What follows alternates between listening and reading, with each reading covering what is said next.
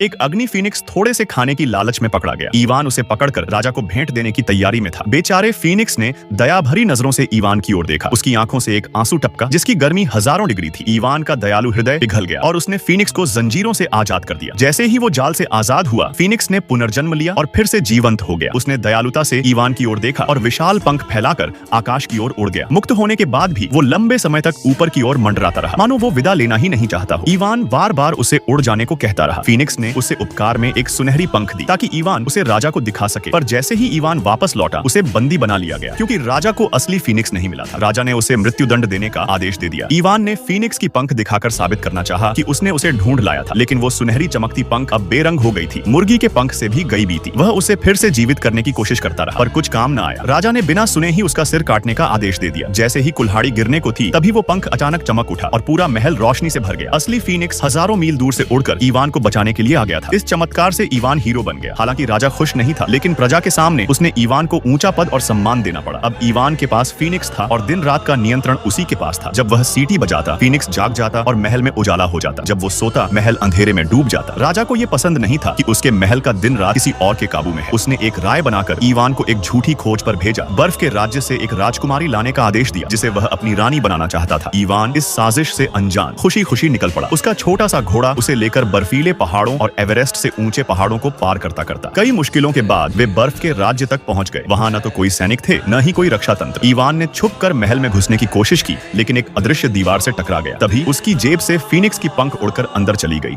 और जादुई बाधा टूट गई। घोड़ा बर्फ के पानी में बह गया और बर्फ का गोला बन गया। इवान ठंड में जम गया, पर जैसे तैसे जूते उतारकर महल में घुसा। वहां एक सुंदर राजकुमारी बर्फ के पलंग पर सोई हुई थी। कई लड़कियां एक जैसी दिख रही थीं। इवान को पता नहीं चल रहा था कि असली राजकुमारी कौन सी है। तभी पंख ने मदद की और असली राजकुमारी जाग गई। राजकुमारी ने इवान को देखकर सोचा कि वो उसका राजकुमार है, लेकिन जब उसने बताया कि वह सिर्फ एक तबेला में रहने वाला लड़का है और राजा से शादी करनी होगी, तो राजकुमारी को गुस्सा आ गया। वो बोली कि वह एक बूढ़े राजा से शादी करने से अच्छा है कि मैं चट्टान से कूदकर मर जाऊं। इवान ने बहुत समझाया, मगर उसने बिना सोचे समझे छलाक लगा दी। इवान भी उसके पीछे कूद गया।